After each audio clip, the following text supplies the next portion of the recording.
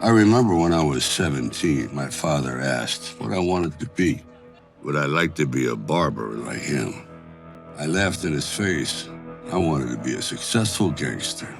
In retrospect, I asked myself if what I chose was worth 25 years of my life. The answer is no.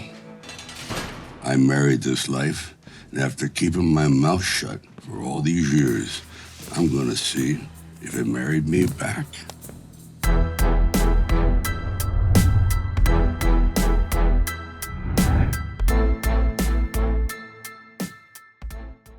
After 25 years in prison, former mob capo Dwight, the General Manfredi, is released.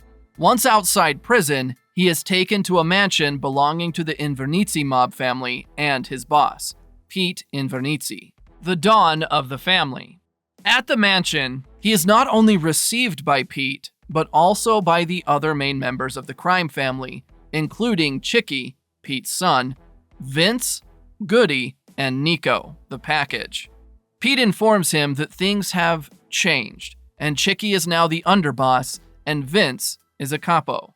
Dwight also learns he's being sent to Tulsa, Oklahoma, to establish a presence there for the family. However, Dwight feels this isn't enough payback after giving up 25 years of his life, getting divorced, and losing contact with his daughter. He protests, and as the argument escalates, he punches Vince and knocks him out. Once Pete settles the room, Dwight reluctantly agrees to head to Tulsa. A few days later, Dwight arrives in Tulsa and is greeted by a local cab driver, Tyson, who takes him into the city. Along the way, Dwight sees a marijuana dispensary on the side of the road and instructs Tyson to pull over. After a brief confrontation with the dispensary's owner, Bodie, Dwight enlists him in a paid protection racket. He collects an initial payment and asks Tyson to take him to a cheap roadside hotel. He then hires Tyson as his driver and instructs him to purchase a new car and collect him in the morning. Tyson arrives the next day in his mother's car, explaining the staff at the dealership refused to sell to him. Dwight asks Tyson to drive him to the dealership, where he confronts the owner and purchases the car he wanted with cash. Later that day, after checking into the Mayo Hotel, Dwight visits a local bar, the Bread to Buck Saloon, where he meets the owner, Mitch, during a bachelorette party. After a night of drinking, Dwight takes one of the women from the party, Stacy, back to his hotel. The following day, the FBI notifies the local ATF branch of Dwight's arrival in Tulsa, where Stacy, who is revealed to be an ATF agent, learns the identity of the man she spent the night with. After learning about Dwight's identity, Stacy calls a colleague for information on Dwight. She learns Dwight has committed 2 murders and stayed in prison for 25 years instead of ratting out his crime family. Back in New York, Vince visits Chicky with a broken jaw, saying there are rules for what Dwight did, and he wants him dead. Chicky, despite his jealousy of Dwight, protests, but then agrees to speak to Pete. In Tulsa, Armand, a former member of Pete's crime family who had fled New York, receives a call informing him that Dwight is in town. Armand, fearing that Dwight is there to kill him for skipping town, calls the Mayo Hotel and confirms that Dwight is indeed staying there. Meanwhile, Dwight is contacted by Chicky, who asks for $100,000 to make amends for hitting Vince. Dwight reluctantly agrees to settle the score. Later that day, Stacy visits Dwight at his hotel to inform him that she is an ATF agent and tells him the FBI knows he's in town. While Dwight tells her he hasn't seen his family in 18 years, something he deeply regrets. The following day, Bodie takes Dwight to meet his supplier, Jimmy, where Dwight negotiates a better deal for Bodie, and with it increasing their profit margin. After returning to his hotel that night, he calls his estranged daughter, Tina. Tina's husband, Emery, answers and puts Tina on the phone briefly, only to say she isn't interested in speaking with her father. As Dwight continues to settle into his new life, Tyson helps him to pass his upcoming driving test. During a lesson, Dwight brings up Tyson's future, explaining that he isn't suited for a life of crime. Later, Dwight takes his driving test with Paul, a DMV instructor. While waiting at a red light, a man in a balaclava pulls up alongside them and shoots at Dwight through the window. Dwight and Paul duck, dodging the bullets, and then take off in pursuit of the masked shooter. After a chase, Dwight is caught in traffic, and the shooter escapes, with the shooter later being revealed as Armand. Following the attempt on his life, Dwight calls Chicky in New York to see if he knows about the hit, but Chicky doesn't know anything. A few days later, Dwight visits Paul in the hospital. He gives him 10 grand in cash and asks him to check the partial plate of the shooter's car with his DMV colleagues. After he leaves the hospital, Dwight heads to a diner with Tyson and tries to fire him in order to protect him. However, Tyson protests and explains that he's fully aware of the dangers coming with the job. After some consideration, Dwight agrees to keep Tyson as his driver. Meanwhile, Stacy and her fellow ATF agents are investigating a local motorcycle game, the Black McAdam, after a gang member blows himself up during a police standoff. Later, Dwight and Tyson receive a tip about the shooter's car and go to investigate. They find clues in the burned-out wreckage that lead them to Fernario Ranch. Dwight then heads to the ranch, where he speaks to the owner, Margaret. Suspecting the shooter to be an employee of the ranch, Dwight waits outside until dark and follows him to his house. The following morning, Armand, unaware that Dwight has followed him home, says goodbye to his family. As he turns to go inside, Dwight sneaks up behind him and escorts him at gunpoint into his house. Inside, Dwight interrogates Armand, who admits to the shooting and confesses that he acted out of self-defense, assuming that Dwight was in town to kill him. Armand then tells Dwight that Pete and Tico Tavares, another mob member, set him up and that he left New York 19 years ago fearing for his own life. Accepting his answer, Dwight tells Armand that from now on, he works for him, and then leaves. Later that night, Dwight meets with Bodie and Mitch as they collect nitrous tanks to sell it in balloons at a local music festival. At the event, Tyson and Bodie are confronted by 2 Black McAdam members, who explain they aren't allowed to sell on their turf. After turning the gang members away, Tyson and Bodie go back to Dwight with their earnings. The following night, Tyson and Bodie return to the festival to sell more balloons. However, this time, they are confronted, assaulted, and robbed by Black McAdam members. They return to the Bread to Buck, where they inform Dwight of the incident, with Mitch explaining that the Black McAdams are a dangerous local militia. To retaliate, Dwight gathers a crew, including Tyson's father Mark, to confront the gang on the 3rd and final night of the festival. Mark is unhappy with Tyson's choice to work for Dwight, fearing the path his son is embarking on. Despite this, he joins Dwight for the night to protect his son. That night, Dwight and his crew successfully attack the Black McAdam members at the festival, taking back the cash and nitrous tanks that were stolen. The crew returns to the Bread to Buck to celebrate, and Mark informs Tyson that despite the choice he's made, he can always come home. A few days later, Dwight is called by his sister Joanne from their brother Joseph's deathbed, giving Dwight a chance to speak to his brother one last time. Following his brother's passing, Dwight returns to Brooklyn for the funeral, where tensions are high. Despite the gestures he makes, such as buying flowers and booking a lavish lunch, Dwight's daughter Tina is less than happy to see him. Whilst in New York, Dwight learns that Pete is in the hospital, so he pays him a visit upon Chicky's request. At the hospital, tensions escalate between Dwight and Vince once more. After leaving the hospital, Dwight stops by Tina's flower shop. In a tense discussion, Tina explains how much Dwight has let her down. As she lays out years of grievances, she implies that Nico the package sexually assaulted her while Dwight was in prison. Enraged, Dwight leaves to confront those responsible. He first confronts Pete in hospital, who swears he knows nothing about the incident. Dwight then leaves for the mob clubhouse in search of Nico. Upon arrival at the clubhouse, Dwight bursts through the door. He violently attacks and kills Nico to the shock of the other members in the room, including Vince and Chicky. Meanwhile, in Tulsa, the leader of the Black McAdams, Keelan Waltrip, is angered by Dwight's actions at the music festival. In retaliation, he orders corrupt police officers on his payroll to to arrest Tyson.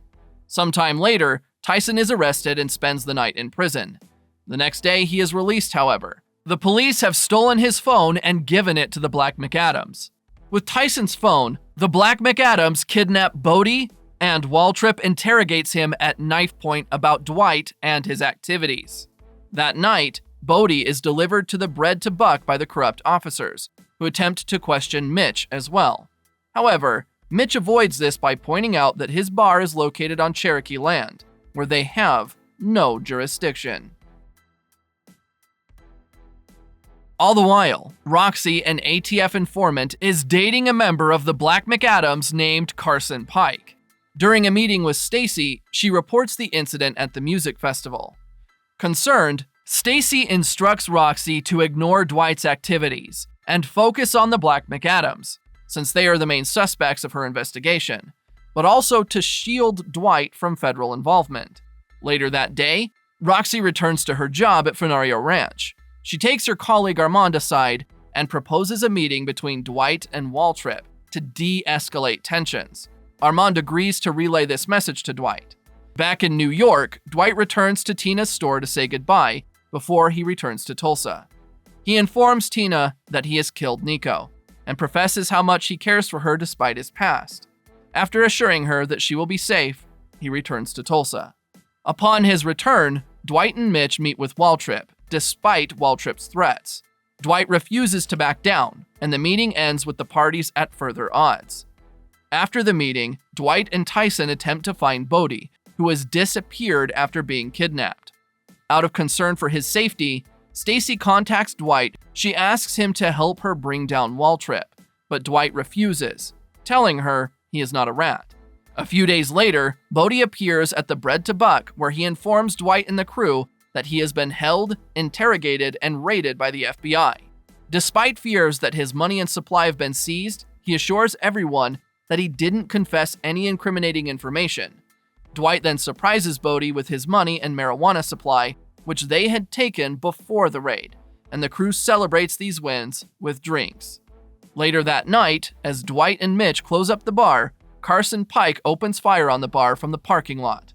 As the shooter takes out the Bread to Buck's front windows, Dwight and Mitch sneak out the back to shoot and kill Carson. The pair bury the body and send Carson's colors to Waltrip as a message. Meanwhile, in New York, Emery is brutally attacked by Chicky. Following the attack on Emery, Tina calls Dwight to tell him what has happened. Fearing for her safety, Dwight asks Tina to join him in Tulsa, but she refuses. Fearing further retaliation from Chicky, Dwight asks Goody, the consigliere of the Invernizzi family, to come to Tulsa, with Goody agreeing and leaving for Tulsa soon after. After Goody arrives, he meets with Dwight and his crew. Later that day, after having checked into his hotel room, he calls Chicky and Pete to inform them about Dwight's activities. In New York, Chicky explains his concerns about Dwight to Pete out of jealousy. Tired of hearing about Dwight, Pete grows frustrated with his son. Enraged, Chicky drowns Pete during the heat of the moment. In the following days, Chicky tells the crime family that his father died of a heart attack, and he takes his place as the new boss of the family. The news of Pete's death reaches Goody in Tulsa, who passes this on to Dwight, with Dwight informing Goody that he won't be returning to New York with him for the funeral. Meanwhile, Roxy and the Black McAdams learn of Carson's death. Distraught, Roxy calls Stacy to tell her what has happened. Stacy uses this emotional moment to push Roxy to get revenge and asks her to steal information about Waltrip's finances on his laptop. So, later that day, Roxy breaks into Waltrip's office. However, she is caught by him in the act, and Waltrip ends up killing her. After failing to contact Roxy, Stacy and another ATF agent confront Waltrip. He denies any knowledge of her whereabouts. Stacy then leaves and takes the information she has to a meeting with the FBI. Later, she and the ATF raid the Black McAdams clubhouse and arrest the present gang members. Waltrip, after learning about the raid, orders the cops on his payroll to arrest Dwight at all costs. That afternoon, the officers track down Dwight and Tyson driving through town. After pulling over, however, Dwight confronts the officers and scares them off. The next day, Dwight, Bodie, and Mitch bring their plan to turn the Bread to Buck into a casino to Jimmy in order to make even more money, with Jimmy agreeing to go into business with them. Later, Dwight enlists the help of Mitch's ex-con friends for the impending battle with the Black McAdams. In New York, Chicky shares his plans to kill Dwight after his father's funeral. He calls Dwight to lure him into a trap, saying that he wishes to make peace during a visit in Tulsa. That night, Stacy confronts Dwight on the street outside the Mayo Hotel. As they're speaking, Waltrip and a fellow gang member pull up on their bikes and open fire on the pair. Dwight and Stacy return fire, missing Waltrip and killing his partner. However, Stacy is also hit during the shootout and taken to a hospital. In a flashback to 1997 New York, Vince and Chicky are violently interrogating a man handcuffed to a radiator. Armand is also present, protesting, when Chicky brands their captive with a hot iron. Armand calls Dwight, who arrives shortly after and intervenes. During a confrontation with Chicky and Vince, the brand drops to the floor and starts a fire. Chicky, Vince, and Armand flee as Dwight attempts to free the man from the radiator. Unable to break the cuffs, Dwight kills the man out of mercy, runs outside, and is arrested by the police waiting outside, resulting in his 25-year prison sentence. In the present day, Dwight visits Stacy in the hospital. He vows revenge on Waltrip, and to make it up to Stacy, who will likely lose her job due to their relationship. Meanwhile, Waltrip rallies his gang members, declaring war on Dwight and prepares to attack. As tensions rise, Chicky, Vince, and Goody arrive in Tulsa to meet with Dwight. Doubting their motives, Dwight, Armand, and Tyson surprise them first and tell them to leave. During the ensuing argument, Dwight extends Goody an invitation to stay and join his crew, which Goody accepts. Chicky and Vince then depart, feeling angered and betrayed, after Dwight declares that he no longer works for them. Later that day, Dwight assembles his crew at the Bread to Buck and explains that they are at war with the Black McAdams. He then enlists Bodie's help to steal Waltrip's amassed fortune, and also instructs Tyson to deliver a package containing $1 million of the stolen funds to Stacy for her loss of career. Expecting an attack, Dwight and his crew booby-trap the Bread to Buck. That night, Waltrip and his heavily armed gang storm the saloon, and a shootout begins.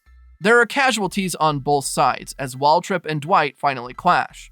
They exchange blows until Dwight kills Waltrip. 3 months later, Tina visits Dwight and he's able to meet his grandchildren. The same night, at the grand opening of the Bread to Buck Cabaret and Casino, Dwight and his crew gather to celebrate the bustling venue as Mitch and his band play for the crowd. Meanwhile, Stacy, fearing for the future of her career, is under review. She is offered her job back under one condition. On the night of the grand opening, she meets Dwight in front of the Bread to Buck Casino. However, instead of a nice chat with Stacy, Dwight is arrested and charged with bribing a federal agent, revealing that Stacy has sacrificed him in order to get her career back. Seeing her father getting arrested, Tina protests as he is taken away from her life again, and so soon after they had patched things up. Tell me this isn't happening again. Sorry, Tina.